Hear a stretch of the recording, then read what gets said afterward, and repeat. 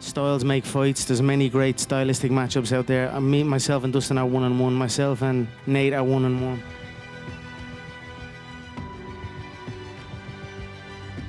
Many opportunities to walk from this fight, even after Nate got brought in, you know, so I show up the fight. If there's one set, you know, I enjoyed the test. I feel a little bit more practice I could be aware. You know, if I was fighting a man my own weight, 155 or 145, they're gonna be KO from them shots, you know, so. I feel a little bit of an adjustment of knowing that the opponent will be able to take more of it. And then I could continue to compete at that weight, no problem. If there's a fight there, ring me up, I'll answer the bell, no problem. You know, it was a publicized civil war. I was going through some things, there was some crazy stuff going on back home. I wanted to be focused on my training. I was in a time where I was like figuring out something. I didn't just shut out and say no to everything. I just wanted to do reasonable media, so. And then, hey, all of a sudden, Conor, it's 3 months from the fight. We've got to drag you 40-hour flights to come and do a run around New York, Vegas, California, 70 press conferences, 70 talk shows, adverts, all of this. I was like, I only made you 400 million last week. That was only last week, that fight. I know you want me to go, you know, I need to get right. That's how it all came about, you know. I just wanted to focus, and I was deep in the process. And especially at that particular moment, I just wanted a little bit more time. I didn't shut it off completely. Reasonable media is what I said. I said I would do New York. I said I would do everything else after that. I just needed another little bit to set myself. And then the lack of communication, and they weren't having it. They were trying to push back on me. I was trying to push back on them. Then I was like, look, it blew up then. My father was unaware of what the game was, what the sport was. Before me, there was no Irish man that had succeeded in the UFC. There was no one. I could not look to my mother and father and say, look at this Irish man, look at his successful fighting career, because there was no one before me, so I was the first one. I had to convince them what I was gonna do. But as far as my father was concerned, I was just fighting in a cage and with no career path or nothing ahead of me. So it was more worry, but I convinced them, and now here we are.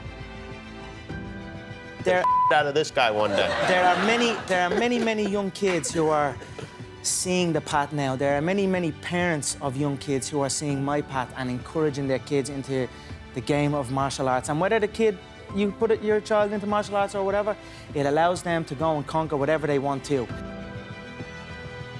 Whether they want to conquer the fight game, they can. Whether they want to go and conquer the business game or whatever route they decide to take, training for martial arts will help them. So I am happy that I have put martial arts in the spotlight in my country and shown it for what it is, true dedication and a beautiful discipline. I've lost my mind on this game, like Vincent van Gogh. Dedicated his life to his art, and he lost his mind in the process. That's happened to me, but yeah. When that gold belt is around my waist, and my mother has a big mansion, my girlfriend has a car for every day of the week, and my kids' get everything they ever wanted, then it will pay. Then I'll be happy I lost my mind. He shot a few times in the first. I just think it doesn't take me long, Megan. One shot, and you're on a downhill slope then, on a losing battle then. So that was it. He attempted a few. I think I'm comfortable everywhere, and I can strike you from everywhere. So I'm happy with the performance. What about Madison Square Garden? What was the experience like? Stop, man. I love this place. New York is some city. You gotta love it. The fans are crazy out here. I mean, obviously the Irish fans, but everyone, just the city came alive for me this past week. But even the 2 weeks, fans outside my hotel the whole time. I'm very honoured to come out and perform for them and show them the love that they've been showing me.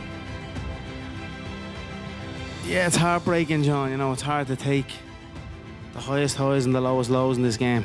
My leg is completely dead.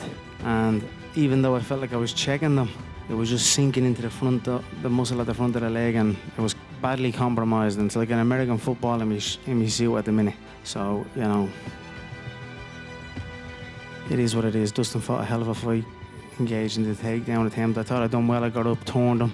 I was in my head thinking in that second round, just tie up now. I felt all right in the clinch with him. I was better than him in the clinch. but too little too late. The leg was compromised and I didn't adjust to, and that's it. Fair play to Dustin, very happy for him. Very happy that I got to compete in these times and come back my 11th UFC main event, and that's it. It's hard, you know. I don't know where I'm at the minute, to be honest.